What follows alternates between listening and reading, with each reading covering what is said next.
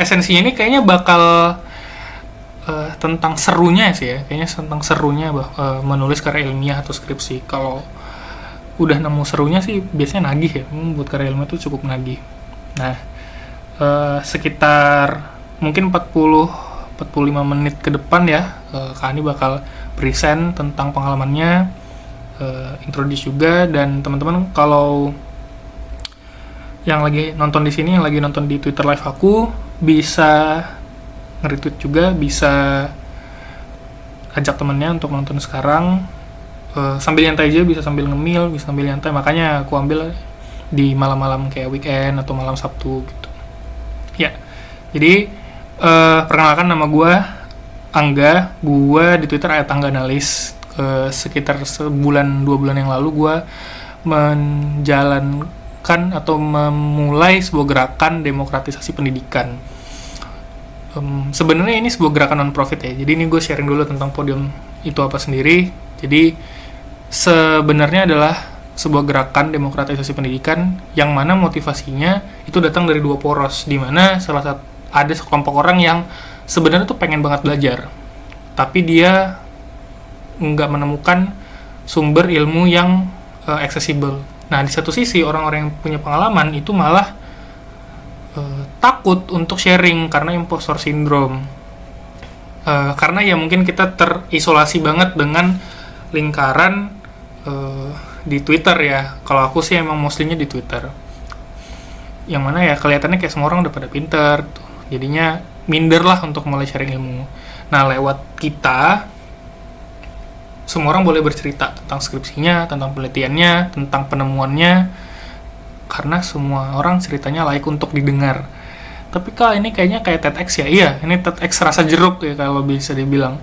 Tapi kalau TEDx itu kan, atau nunggu narasumber, apa, talkshow yang dari korporat, pasti kan nunggu kamu ya spesialis dulu atau profesional dulu. Padahal semua cerita layak untuk didengar. Nah, jadi buat teman-teman yang kalau pengen sharing tentang ilmunya, tentang skripsinya, tentang penelitiannya, tentang pekerjaannya, pengalaman, mau apapun background kalian, tinggal DM aja kita. Kita bakal buatin sesi gratis dan ini non profit juga, karena emang aku kebetulan emang suka sharing juga ya gitu. Nah, kali ini kita bakal membahas tentang storytelling dalam penulisan karya ilmiah. Kemarin tuh pernah juga bahas tentang IoT, pernah bahas tentang matematika juga. Aku juga waktu itu bahas tentang ya intro to IoT lagi gitu kan. Tapi intinya pada podium ini nggak ada batasan gitu. Apapun boleh diceritain ya, asal tidak melanggar norma dan etika sekitar ya gitu ya. Tapi sebenarnya seru banget gitu ya di podium ini. Dan belum ada aku juga kepikiran untuk kayak mengkomersialkan gitu. Nah, nanti ini bakal live di Discord, bakal live di Twitter juga, dan juga aku juga publikasi di LinkedIn selalu, dan recordnya akan aku post di YouTube kita juga. So it's good for your recognition juga. Dan ya kalau punya ilmu, marilah kita arsipkan gitu. Ini seru ya sebenarnya. Nah, kita akan kasih waktu nih untuk Hani Ramadan untuk cerita apa sih pengalaman yang pengen dia sharing. Dan kalau pengen nanya bisa di kolom chat Twitter ya, Twitter live, aku bakal pantauin di situ. Dan ya, the stage is yours and enjoy. Mari Kak Hani Ramadan, silahkan. Ya, thank you ya Mas Angga. Thank you semuanya sudah mau hadir atau sudah mau present di podium ini. Thank you for the opportunity ya Mas Angga ya. Harapannya sebenarnya materinya tidak seberat itu. Saya hanya mungkin pengalaman bisa cerita, tapi saya akan memberikan some basics about the story dalam storytelling, dan kita coba mapping ya apa kalau storytelling yang sudah di beberapa tayangan yang sempat kita lihat di televisi atau di mana, dan mappingnya ke how storytelling in karya ilmiah seperti itu. Kita coba lihat ya apa mungkin judulnya agak panjang ya, identifikasi elemen-elemen storytelling untuk memahami penulisan karya ilmiah atau skripsi. Nah, ini kita coba membahas satu episode dulu di suatu, apa istilahnya, tayangan yang mungkin rekan-rekan sangat familiar atau sangat, dulu sering ditonton di masa-masa kecilnya atau masa agak dewasa dikit gitu ceritanya. Saya akan mengulas satu episode dari SpongeBob SquarePants yang tentang, Ben Geeks.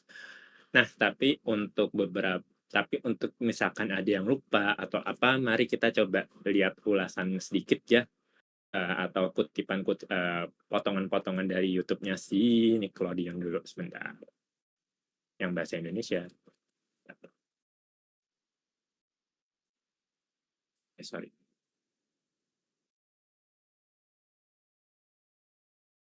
Mhm mhm.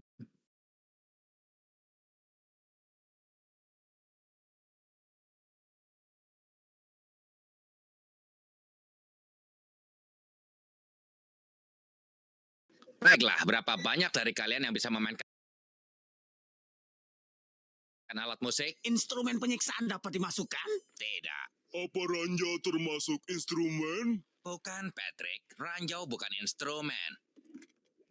Balap kuda juga bukan instrumen. Baiklah, ternyata tidak ada satupun yang punya pengalaman. Untunglah aku ini punya banyak bakat untuk kalian semua. Semuanya. Kapan dapat makanan gratisnya? Baiklah, sekarang kalian ulangi setelah aku ya. Bagian alat musik tiup. Dan terus sedikit pemanis. Sekarang drumnya.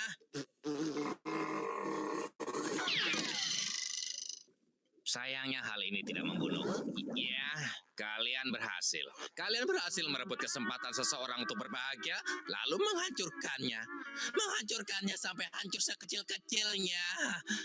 Aku sungguh berharap kalian bisa lebih baik, saudara-saudaraku. Aku kira aku sungguh seorang pecundang. Jangan pikirkan soal pertunjukan besok. Aku hanya bisa berkata kalian semua adalah marching band yang sekarat. Terima kasih. Terima kasih atas ulah kalian. Sama-sama. Monster macam apa kita ini? Hah? Makhluk yang malang itu datang kepada kita di saat kita membutuhkan. Tapi kita malah mengecewakannya. Squidward sudah menolong kita, tapi kita tidak pernah dengan tulus kepadanya. Evelyn, saat kau dan Jimmy terjebak dalam api, siapa yang menolong? Pemadam kebakaran. Dan Larry, saat kau hampir mati karena pil pembuat coklat warna kulit, siapa yang menolongmu? Seseorang dari ambulan. Benar. Lantas kenapa kita tidak berpura-pura menganggap Squidward adalah seorang pemadam kebakaran atau seorang suster dari ambulans? Maka aku yakin kita bakal bisa bersatu dan menemukan sebuah arti yang sesungguhnya, teman-teman, menjadi marching band. Ya, marching band!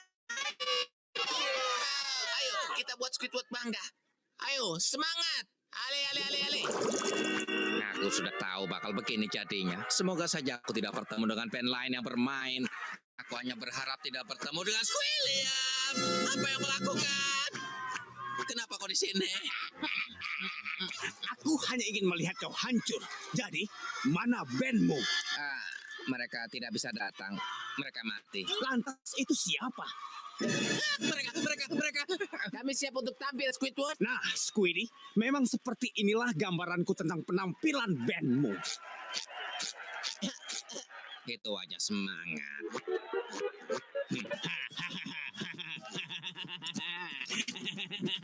Kurasa ini terakhir kalinya aku menampilkan wajahku dalam pertunjukan di kota Hadapi ini. dengan semangat, Squidward. Baiklah, penggemar sepak bola, sambutlah dengan meriah Super Band dari Bikini Bottom.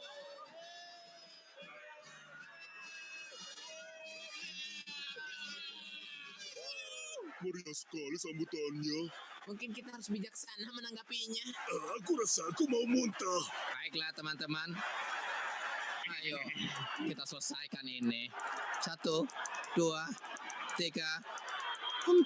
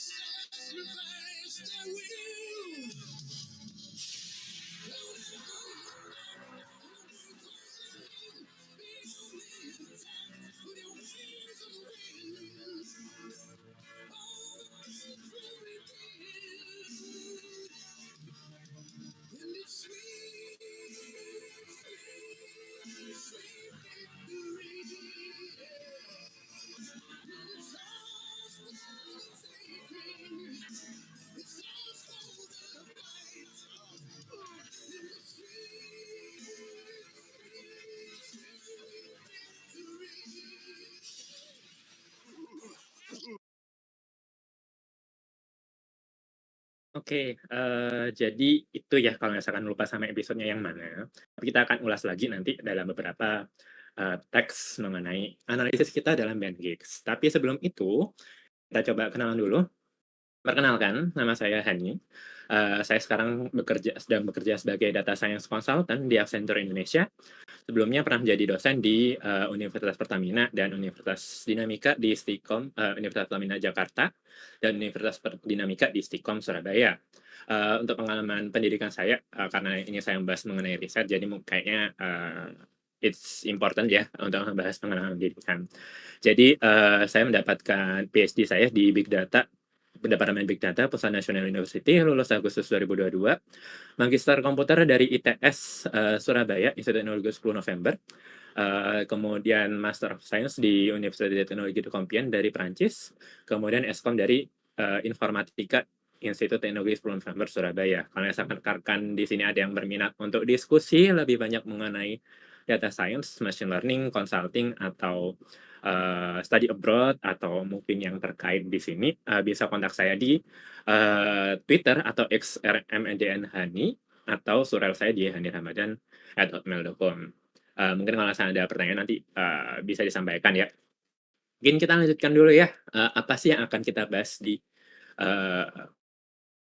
sesi kita ini. Tadi kan kita sudah melihat sedikit episode band gigs gitu ya. Kemudian kita mengingat kembali gimana sih menulis karya ilmiah yang umum itu seperti apa. Kemudian bagaimana kita bisa mapping atau menganalisis episode band gigs itu dalam sisi storytelling di struktur karya ilmiah. Kemudian ada beberapa tips menulis karya ilmiah dan ada penutupnya. Mungkin nanti akan saya sampaikan ya beberapa pengalaman saya di penulis karya ilmiah atau pas mereview tugas-tugas mahasiswa saya dulu, apa sih yang kira-kira butuh improvement di situ. Oke, mungkin kita mengulas episode band gigs dari awal sampai akhir dulu. Tadi kan cuman kutipannya dari tengah-tengah gitu ya. Jadi pertama, episode dimulai dari William itu lagi godain Squidward gitulah. Si Squidward ini kan kita tahu dia suka musik, dia suka hubungan sama warga Bikini Bottom sebenarnya nggak baik-baik amat, apalagi tetangganya si SpongeBob gitu kan. Kemudian Squilliam tiba-tiba telepon, dia minta menggantikan Ben Squilliam yang lagi berhalangan untuk tampil di Bubble Bowl. Kalau misalkan relevansinya, kalau misalkan teman-teman tahu kayak misalkan acara olahraga di Amerika, football gitu ya, American football, ada yang namanya Super Bowl, ya ini mungkin padanannya seperti itu. Nah, tapi Squilliam ini gara-gara si rivalnya si Squilliam sama Squidward ini rival gitu ya. Jadi dia sering meremehkan si Squidward kalau misalkan dia nggak bakalan bisa atau nggak bakalan mampu buat istilahnya menggantikan dia atau bahkan punya band gitu. Padahal sebenarnya Squidward juga nggak punya. Nah, Squidward itu pingin membuktikan bahwa dia itu sebenarnya bisa menggantiin. Nah, karena itu background-nya gitu ya. Squidward itu menyebarkan iklan rekrutmen anggota marching band di Bikini Bottom. Ada kalau nggak salah dulu ada Mrs. Puff, Larry, sama Tuan Crab gitu.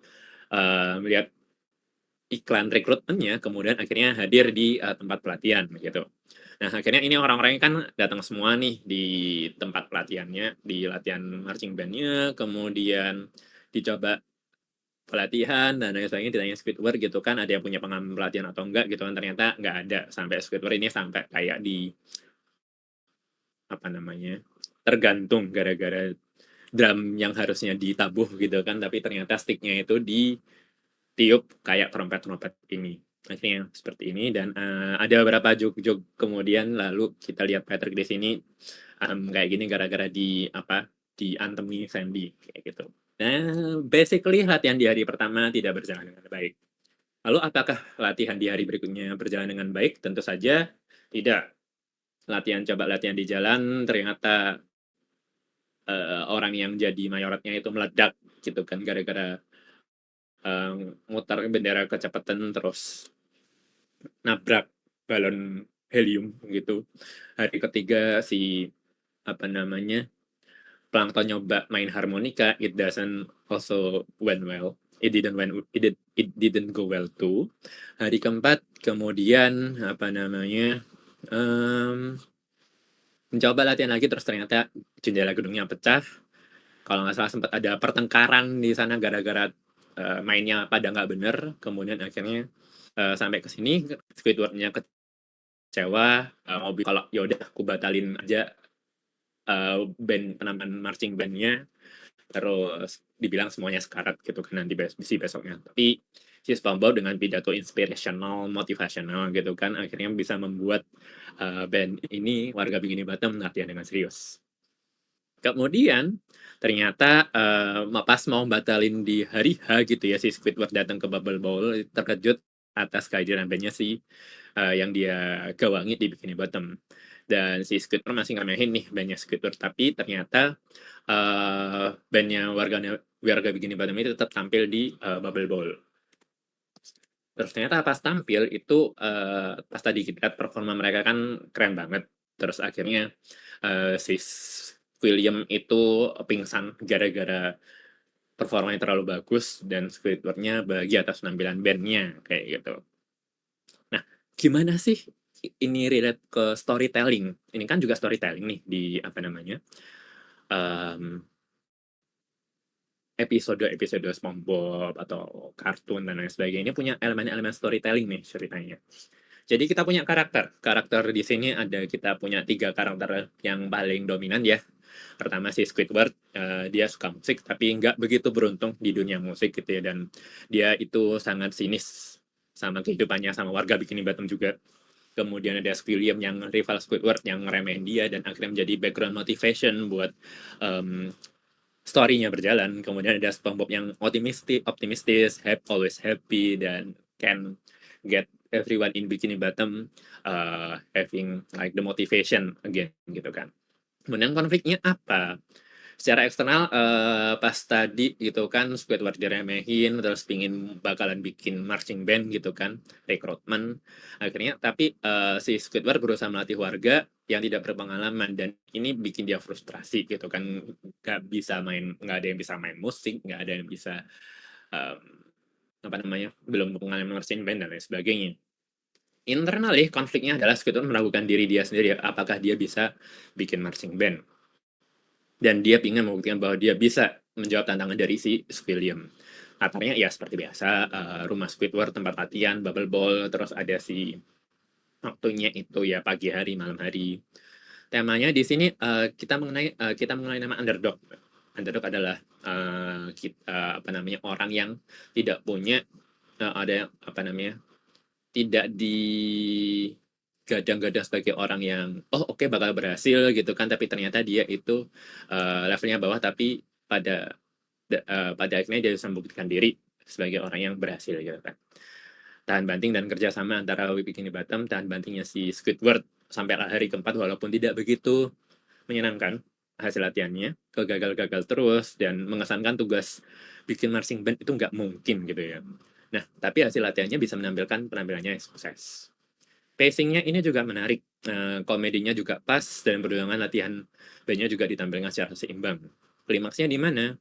Kekecewaan Squidward terhadap gimana warga Bikini Bottom latihan dan lain sebagainya dan bikin Squidward membatalkan band tersebut. Tapi ternyata band hadir dan masih diremehkan sama Squidward dan kita juga penasaran kan apakah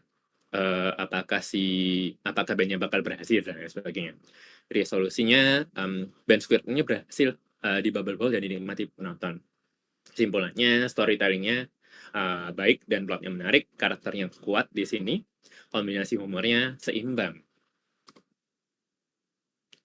Nah, lalu kita akan mengingat kembali struktur penulisan karya ilmiah yang misalkan kita punya deskripsi atau misalkan karya tulis yang dilombakan dan lain sebagainya. Mari kita review kembali apa aja sih penulisan karya ilmiah ini strukturnya. Pertama kita punya abstrak, judul dulu ya sebenarnya, terus ada abstrak, biasanya 200 sampai 250 kata rangkuman isi karya ilmiah kita. Kemudian pendahuluan ini isinya latar belakang, rumusan masalah, batasan masalah, tujuan, manfaat, tinjauan pustaka, riset-riset yang sebelumnya yang menunjukkan gap penting yang mendukung latar belakang atau metodologi karya ilmiah kita. Maksudnya gap ini apa sih?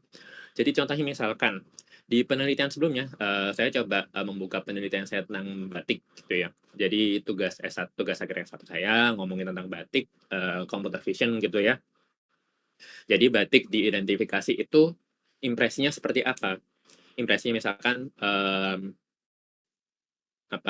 misalkan dia itu ketika dipakai dia memberikan emosi yang bahagia, sedih, atau misalkan em, duka dan lain sebagainya. Nah itu tugas saya adalah untuk menerapkan machine learning untuk membuat multi label classification dari batik. Nah, gap yang penting apa? Nah, karena ini tugasnya multi label ya, riset-riset saya itu yang saya tinjau di bahan tinjauan pustaka itu ternyata itu saya ngomongin tentang apa sih riset-riset yang sebelumnya tentang batik, apakah area mengenai klasifikasi impresi ini udah pernah dieksplor atau belum. Kemudian mengenai multi label classification itu pengaruh gedenya di batik, citra batik itu seperti apa. Nah, itu yang karena belum dieksplor dan karena klasifikasi terhadap citra batik itu belum banyak diekspor juga, itu merupakan gap penting yang di karya ilmiah kita.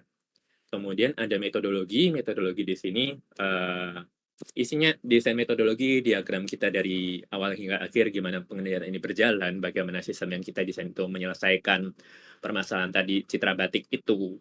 Kemudian data kita seperti apa, saya punya sekian puluh citra batik yang dibentangkan gitu kan.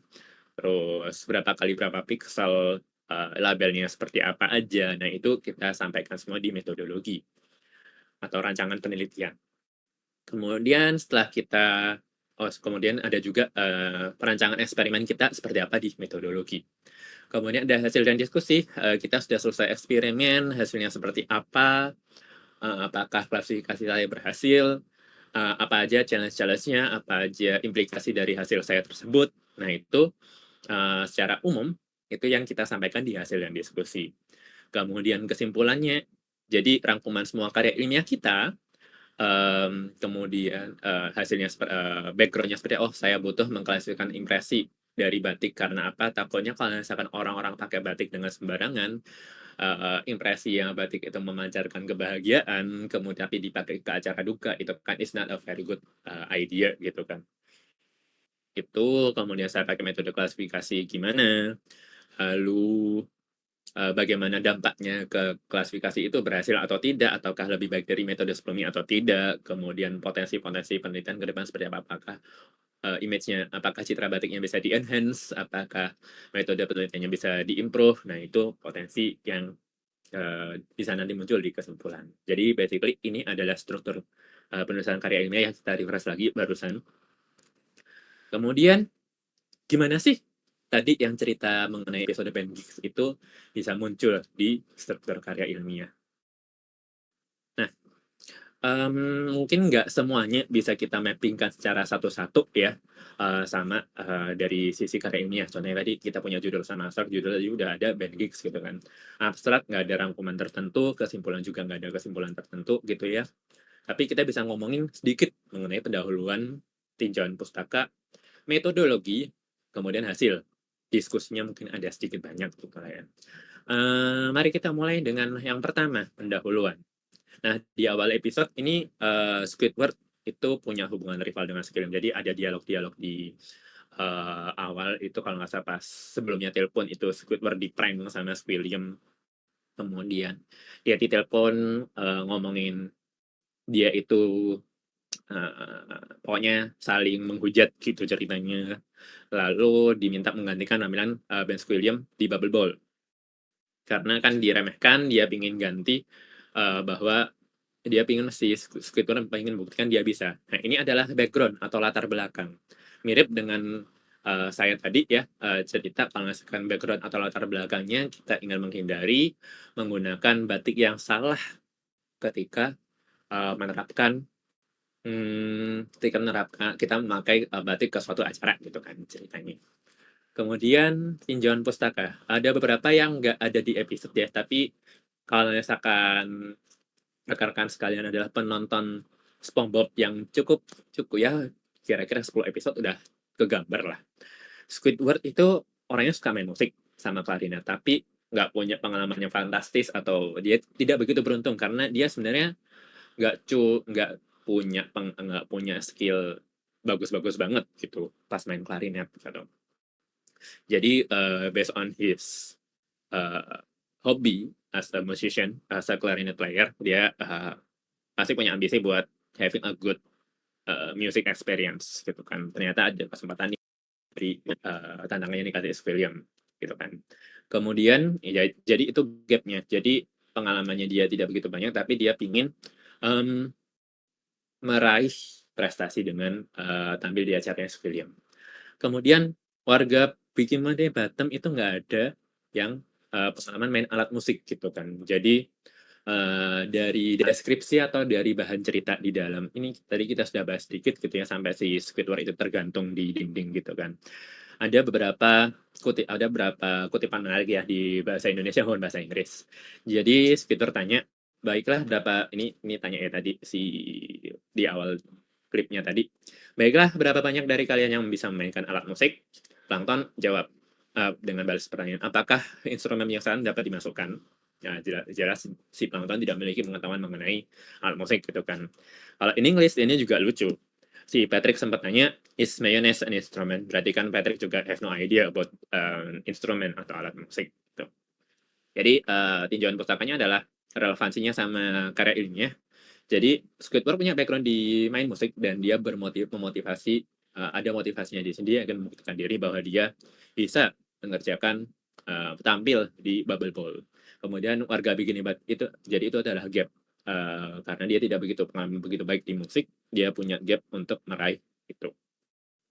Kemudian gimana warga Bikini Bottom ini adalah gap juga ya, atau satu motivasi dari menulis karya ilmiah gitu ya. Warga Bikini Bottom itu nggak punya pengalaman bermain musik, jadi ini adalah gap yang harus dipenuhi untuk meraih tujuan Squidward, atau kalau misalnya kita paralelkan dengan tujuan karya ilmiah, yaitu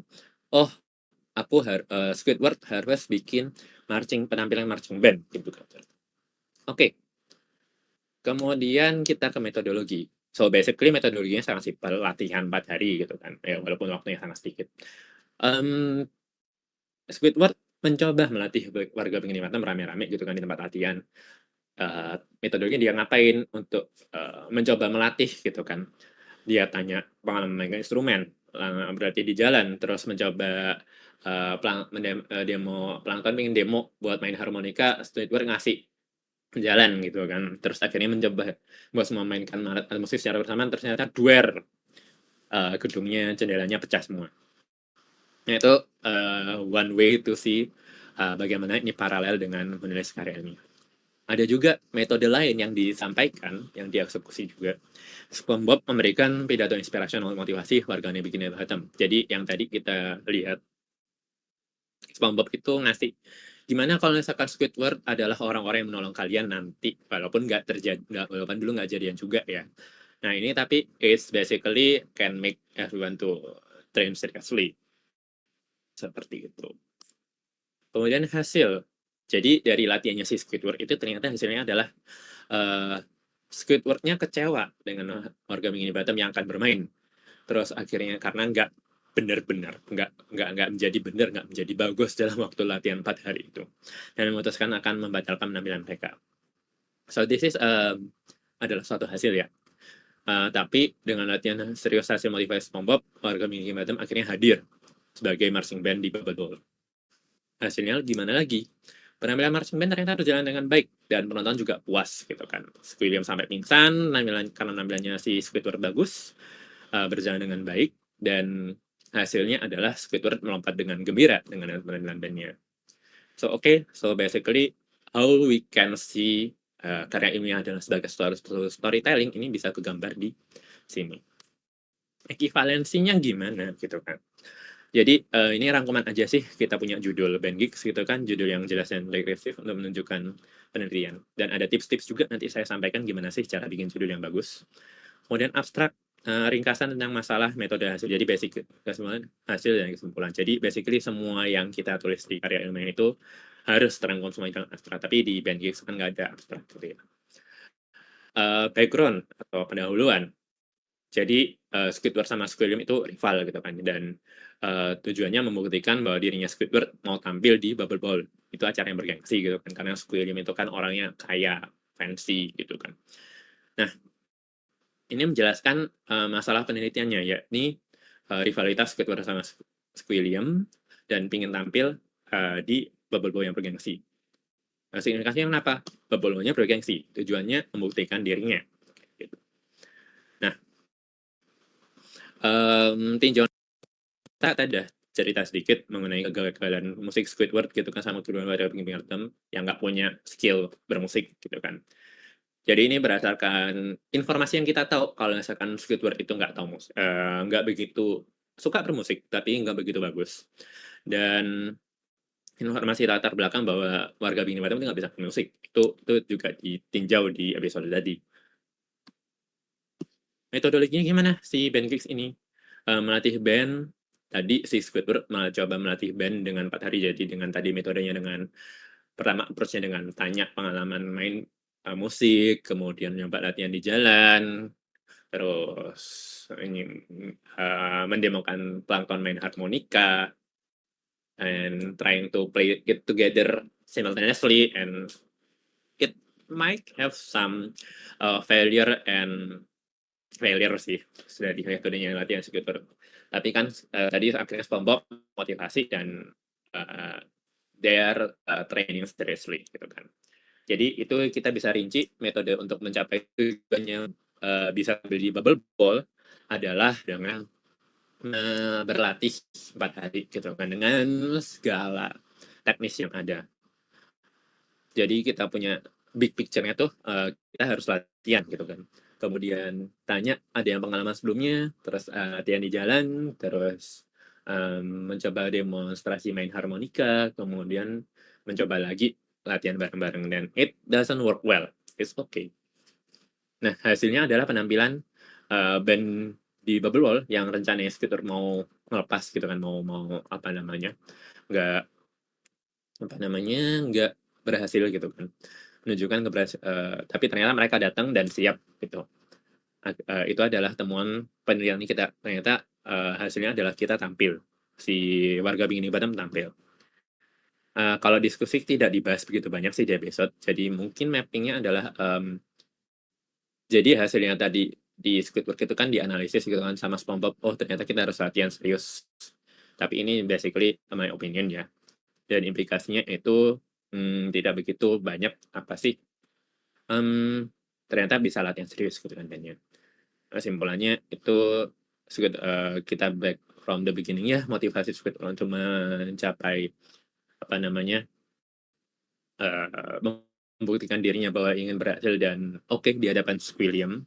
Habis itu ternyata latihannya itu tidak berhasil, dengan metode SpongeBob dia berhasil, ternyata bandnya berhasil dan mencapai hasil yang memuaskan. It's basically the conclusion. Itu signifikasinya kenapa? Signifikasinya akhirnya Squidward is happy, dia jumping dengan dengan bahagia gitu kan. Karena puas sama si performa marching band-nya. Nah, tadi kita bahas mengenai storytelling di karya ilmiah. Jadi sebenarnya ketika kita nonton atau nulis cerita atau misalkan bercerita sama teman kita, itu kan storytelling gitu ya. Dan sebenarnya menulis karya ilmiah itu sebenarnya sama. Jadi pas kita coba mapping, oh benar ya kalau kita nonton SpongeBob itu bisa di mapping kan ya ke tulisan-tulisan yang ada di karya ilmiah gitu kan, section-sectionnya. Nah kita coba lihat gimana sih nulis karya ilmiah gitu kan, tips-tipsnya. Nah ini yang paling penting sih yang pertama, tulisnya segera mungkin. Jadi ketika saya yakin ketika episode Band Geeks itu ditulis, tidak muncul begitu saja. Ada yang namanya nulis draft, masukin editor, direvisi, masukin storyboard gitu kan. Ternyata ada yang nggak cocok, ada yang kemudian dianimasikan, ada porsi yang harus diubah dan sebagainya. Nah itu pada dasarnya adalah suatu proses untuk menulis berulang-ulang atau tulis revisi. Jadi sama dengan menulis karya ilmiah gitu ya. Kalau saya sih sudah pernah menulis di beberapa jurnal gitu ya, sama prosesnya. Saya tulis sendiri, terus kemudian saya baca lagi, kemudian saya revisi, terus minta masukan ke pembimbing, oh ini oke atau enggak Pak, Bu, dan lain sebagainya. Apakah ada di improve, biasanya dari pembimbing itu ada yang oh oke, ada yang perlu di-improve bagian ini, kayak gitu. Jadi basically semuanya setiap revisi akan menjadi lebih baik. Eee, ham yang harus kita ingat adalah, nggak ada atau misalkan mungkin kalau misalkan sedikit merendahkan tone yang ada ya, hampir nggak ada karya yang 100% sempurna rilis gitu kan, karena ada revisi dan seterusnya. Tips menulis judul, ini saya ambil tipsnya eee, dari tulisannya Jennifer Widom di Stanford gitu ya. Judul itu bisa panjang sama deskriptif. Contohnya, kalau misalkan ini saya bahas mengenai computer science ya, mengenai sorting mungkin rekan-rekan familiar. Jadi ngomongin, linear time external multipath sorting with approximation guarantees. Jadi judul ini penting dan deskriptif. Kenapa? Kita menggunakan apa? Oh, oke, external multipath sorting. Metodenya gimana? Menggunakan approximation guarantees. Apa yang ingin dicapai? Linear time. Kayak gitu. Atau ringkasnya approximate external sort. Udah gitu cukup, bisa jadi judul. Atau tidak panjang dan tidak pendek, tapi disertai singkatan yang mudah diingat. Jadi ini panjangnya pas gitu ya. Mau disingkat gitu sebagai suatu judul gitu juga boleh. Flush, a linear time algorithm for approximate external sort. Gitu. Ini adalah contoh judul yang bisa kita explore di karya ilmiah rekan-rekan sekalian. Kemudian ada tips menulis abstrak. Jadi pada dasarnya menulis abstrak itu kita rangkum semua tulisan karya ilmiah dari latar belakang sampai hasil atau kumpulan hasil gitu kan. Hasil diskusinya seperti apa, kita rangkum semuanya dalam abstrak sekitar 250 kata. Tapi ini adalah yang paling susah. Kenapa? Penelitian kita kan sepanjang itu. Bagaimana kita menyampaikan secara concise, secara presisi, secara istilahnya ringkas gitu ya. Mulai dari masalah penelitian, pendekatan dan solusinya seperti apa, kontribusi utama dalam karya ilmiah. Mungkin kalau misalkan ceritanya si Squidward tadi bisa saya rangkum gitu kan. Masalahnya apa, latar belakangnya apa. Squidward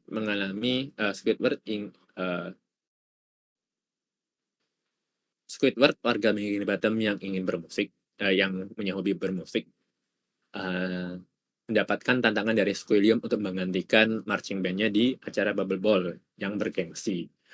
Namun Squidward tidak punya band pada saat itu. Jadi itu udah latar belakang gitu ya, latar belakang. Jadi dia ditantang, kemudian masalahnya adalah dia nggak punya band saat itu. Pendekatannya, jadi dia memiliki approach, dia menyebarkan iklan rekrutmen anggota band, kemudian dia berusaha membuat solusi dengan melatih band tersebut, ya ingin mengakses bagaimana kemampuan bermusik warga Bikini Bottom gitu kan ceritanya. Kemudian kontribusinya itu gimana? Tujuannya itu tercapai atau enggak? Oh iya tercapai gitu kan. Tapi walaupun dengan up and downs-nya, itu pendekatannya dengan melatih warga Bikini Bottom, solusinya gitu ya. Hasilnya adalah pendekatan Squidward tidak begitu berhasil, namun setelah dibantu oleh pidato SpongeBob, warga Bikini Bottom berlatih dengan serius. Lalu hasilnya gimana?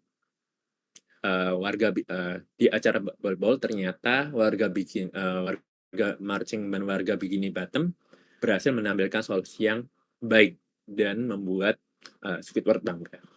Nah itu kesimpulan sekaligus kontribusi utamanya. Jadi it's a hard thing to create an abstract gitu ya, karena kita harus tahu end to end karya ilmiah kita seperti apa. Mereduksinya menjadi 250 kata memang tidak mudah, tapi kita coba menyampaikannya sesingkat mungkin dan sekomprehensif mungkin. Nah, abstrak ini sebaiknya tidak diulangi dalam penulisan karya ilmiah kita. Jadi misalkan kita udah punya 250 kata nih, kita cek lagi di semua tempat gitu kan, pendahuluan atau kesimpulan ini nggak boleh diulang secara verbatim, kata by kata nggak boleh. Kita harus parafrase abstrak tersebut. Kemudian ini pendahuluan ini penulisan yang bagian penulisan yang cukup sulit juga, makanya kita bisa dipandu dengan menjawab pertanyaan-pertanyaan ini. Apa sih masalahnya? Kenapa sih masalah ini menarik dan penting? Kalau contohnya yang tadi, penelitian saya tentang batik gitu ya, masalah yang dipecahkan adalah, oh oke, kita ingin menghindari, apa namanya, pemakaian batik yang tidak sesuai dengan konteks acara, seperti itu. Itu dari sisi, big problem-nya gitu ya. Tapi secara komputasi, secara ilmu komputer gimana, kita bagaimana menerapkan klasifikasi multilabel. Kenapa? Kenapa multilabel? Karena satu batik itu bisa memiliki banyak impresi, nggak cuma satu aja. Jadi di dalam satu corak batik bisa jadi impresinya itu hangat dan bahagia, gitu kan. Atau misalkan hangat aja. Di corak batik yang lain ada yang sedih, ada yang misalkan meskipun sedih, tapi dia apa namanya dinamis. Nah itu mengapa kita menggunakan multilabel. Nah, tapi batik ini adalah satu, apa namanya, yang jarang diteliti karena computer vision yang multilabel biasanya untuk pendekatan, eee, istilahnya mengenali objek banyak dalam satu gambar. Tapi batik yang sangat-sangat tradisional gitu gimana sih cara penyelesaiannya. Nah, ini yang akan saya teliti di sana, seperti itu. Jadi saya, kenapa ini menarik dan penting? Jadi, ketika saya bisa mengenali batik, impresi batik dengan computer vision, itu bisa membuat, citra batiknya itu bisa membuat misalkan dengan saya pasang di kamera, kemudian saya, misalkan tembak batik tersebut suatu batik gitu kan, oh ternyata batik ini cocok dan bisa, nggak perlu expert knowledge untuk, tanya, "Oh ini batik ini cocok nggak ya dipakai ke acara ini?" Seperti itu. Masalah ini sulit tadi, kenapa pendekatan sederhana tidak berhasil gitu kan. Kita kalau misalkan pakai pendekatan biasa, klasifikasi biasa, satu kelas gitu kan, nggak berhasil. Kenapa? Karena satu batik bisa punya banyak impresi. Kemudian batik ini, resource datasetnya tidak begitu banyak. Mengapa belum ada yang menyelesaikannya sebelumnya? Kenapa? Ya udah kita baca, data-data, research-research sebelumnya yang mengenai batik, klasifikasi dan lain sebagainya. Oh ternyata data mengenai impresi itu nggak ada yang mempunyai data batik dengan impresi, kayak gitu. Makanya kita mencoba mengkurasinya nanti. Kuncinya gimana? Ini kontribusi utama kita dalam karya ilmiah kita. Jadi, kontribusinya adalah komponen kuncinya adalah jadi saya, ingin menyampaikan bahwa saya akan menelusuri, akan mengeksplorasi dataset citra batik dengan impresi yang multilabel tersebut. Kemudian saya menerapkan metode klasifikasi multilabel di sana. Dan keterbatasannya gimana? Keterbatasan saya itu ada di dataset batik tersebut. Udah, seperti itu. Itu mengenai pendahuluan yang komprehensif. Kemudian menulis tinjauan pustaka. Nah, ini kalau dari saya ya, nggak perlu menuliskan semua dari awal. Contoh dengan penelitian saya yang tadi itu kan, apakah perlu kita mendefinisikan batik itu seperti apa? Boleh-boleh aja sih. Cuman cukup satu kalimat, "It's okay, batik adalah ini," langsung ke batik memiliki, eee, apa namanya, ketentuan, atau pakem-pakem yang dipakai di acara-acara tertentu, karena batik memiliki impresi atau corak khusus yang itu. Jadi langsung sambungan ke masalah di tinjauan pustaka, seperti itu. Nggak usah batik itu berasal dari 1900 atau abad sekian, kemudian dipakai raja atau misalkan, mmm Di dibudidayakan UNESCO itu penting, karena itu menjadikan suatu motivasi ya. Terus, apa namanya, dipakai raja-raja, kemudian kita ngasih foto orang pakai baju batik, itu ceritanya di mantenan-mantenan itu is not very relevant, mengenai tinjauan pustaka kita tentang batik. Kenapa? Karena kita ingin menyampaikan bahwa batik itu penting diteliti, karena, dia mempunyai banyak impresi. Batik mempunyai banyak impresi dalam satu cara batik, dan kita ingin menyelesaikannya.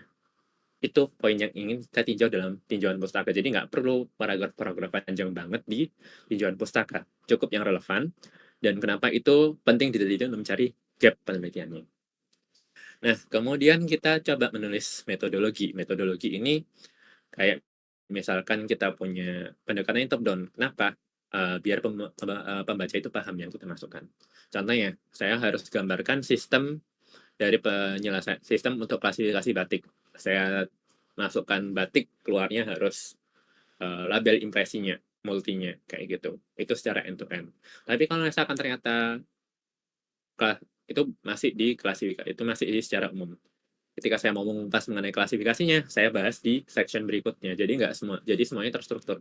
Jadi saya mau ngomong tentang inputnya dulu, batik dulu itu seperti apa. Oh, datanya multilabel. Kemudian harus diekstrak fitur-fiturnya.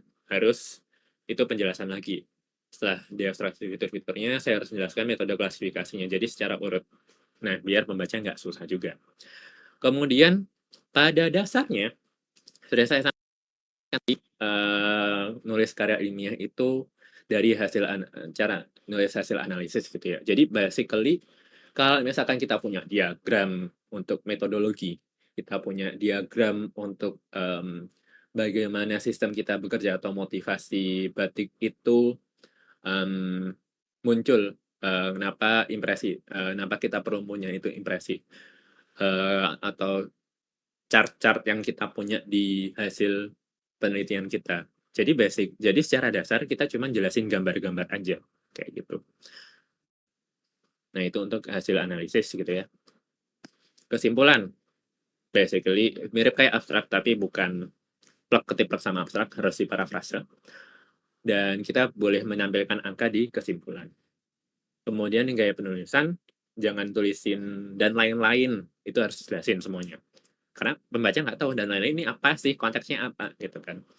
Atau kalau bisa jangan ditulis dengan alasan tertentu atau karena beberapa biasanya saya temui banyak atau karena beberapa hal. Nah, beberapa hal ini apa? Kita harus terangkan secara konsisten. Jadi menghindari ambiguitas, menghindari pemahaman pembaca yang bingung gitu kan. Karena pembaca kita bisa aja orang-orang, dan we know that kita tahu kalau misalnya membaca karya ilmiah itu tidak semudah membaca koran gitu kan. Kemudian lain-lain, pastikan pakai grammar checker, kemudian tabel dan diagram itu harus dilakukan secara terpisah dengan teks gitu ya. Lalu kalau bisa ada cross reference tabel dan diagram, dan ketika di cross reference tabelnya harus muncul di halaman yang sama. Oke. Mungkin seperti itu aja rekan-rekan sekalian. Terima kasih atas partisipasinya. Semoga jelas. Kalau misalkan nggak jelas mungkin bisa ditanyakan. Terima kasih.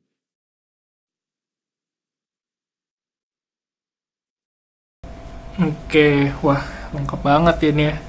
Kayaknya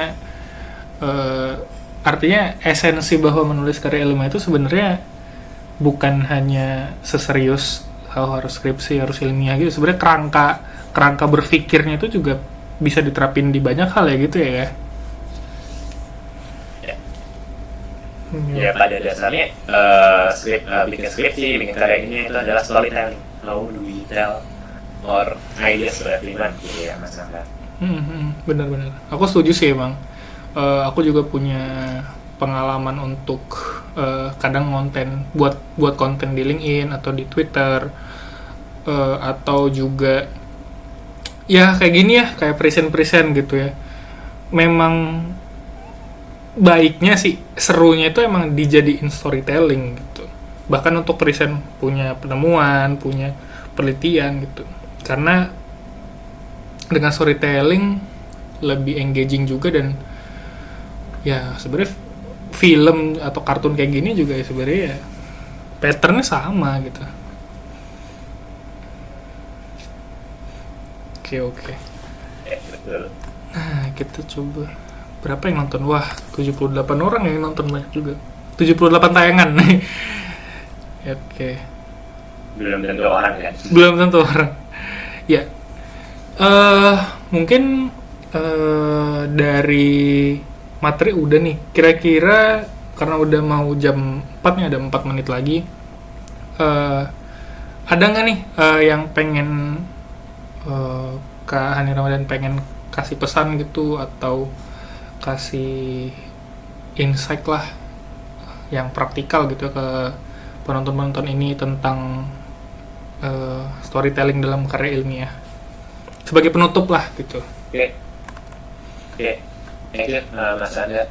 Jadi kalau misalkan kita nulis karya ilmiah, kenapa sih harus ada strukturnya? Misalkan pendahuluan, terus tinjauan pustaka, kemudian metodologi atau desain penelitian, kemudian hasil dan analisis dan kesimpulan. Karena itu memang adalah suatu pakem ya, istilahnya ya, keluar dari pakem nggak apa-apa, cuman section-section kalau misalnya udah ahli ya keluar dari pakem nggak apa-apa. Ahli dalam storytelling, dalam bikin tulisan, nah saya it's okay. Tapi karena saya yakin rekan-rekan di sini ada yang baru memulai menulis karya ilmiah, baru jadi mahasiswa dan lain sebagainya. It's a good idea to ikut pakem-pakem yang ada dulu, asalkan biar storyline-nya jalan, biar orang-orang nggak bingung bacanya kayak gitu kan. Jadi kenapa sih having storytelling idea in the writing research is important gitu ya, karena kita harus memastikan kita tahu kalau misalkan audiens kita itu bisa aja orang yang lagi nyari skripsi orang lain gitu kan, nggak cuman kita aja, nggak cuman dosen bimbing kita aja, nggak cuman apa namanya nggak cuman teman-teman kita aja gitu kan. Jadi kita harus memastikan karya kita tersampaikan, ide kita tersampaikan. How to writing a good research paper gitu kan is an important skill. Apalagi kalau misalnya di kerjaan kita diminta untuk berpikir secara runtut, menyampaikan secara runtut, pastikan orang itu, misalkan kita presentasi sama peers atau manager atau misalkan di atasnya lagi level direktur atau misalkan board of directors gitu kan, kita harus memastikan apa yang kita tulis itu punya datanya, kemudian argumen-argumen kita ringkas dan tepat, misalkan harus bikin dalam 5 slide gitu. Biasanya batasan nulis paper itu ada yang 8 halaman aja. Jadi kita menyampaikan informasi atau mengemas informasinya itu penting, biar orang yang baca atau misalkan lihat presentasi kita itu tidak keluar konteks atau tidak banyak pertanyaan, mengcover kemudian ini asalnya dari mana dan lain sebagainya, itu hal yang bisa kita hindari dalam bikin karya ilmiah atau misalkan nanti bikin presentasi. Mungkin gitu aja. Oh ya, sama jangan lupa untuk minta feedback ketika draftnya sudah selesai, misalkan ke teman atau misalkan ke dosen bimbing, agar misalkan kita ikut lomba bisa biar lolos gitu kan, biar kualitasnya bertambah dan kita juga banyak belajar dari kesalahan kita lagi. Mungkin itu sih Mas Angga.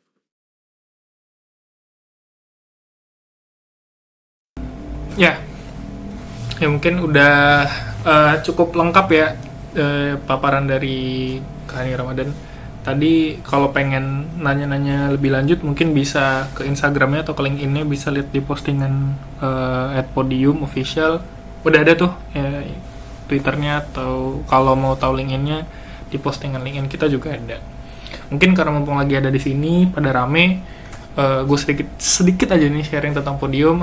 Podium adalah sebuah platform untuk berbagi ilmu, jadi non-profit juga. Jadi kalau teman-teman punya ilmu, punya pengalaman, terlepas background kalian apapun, feel free to share with us.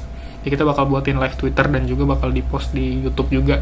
And it's good for you, karena tingkat tertinggi dalam belajar adalah mengajar, dan it's good for your recognition juga. It's good for other people juga karena belajar dari pengalaman kamu. Itu aja. Oke, mungkin itu aja. Udah pas banget ya jam 8 Podium Talks untuk volume 4. Thank you banget Kak Hani Ramadan udah bisa buat banyak materinya, udah lengkap banget, komprehensif banget. Mungkin bisa lain waktu kalau ada kesempatan lagi kita bisa buat sesi lagi. Itu aja. Selamat beraktivitas teman-teman semua. Aku bakal tutup sesi kali ini. Thank you ya Kak Hani ya. Sama-sama Mas Angga. Iya. Oke, kita akan tutup. Baik. Kita akan tutup. Selamat malam semuanya. Bye-bye.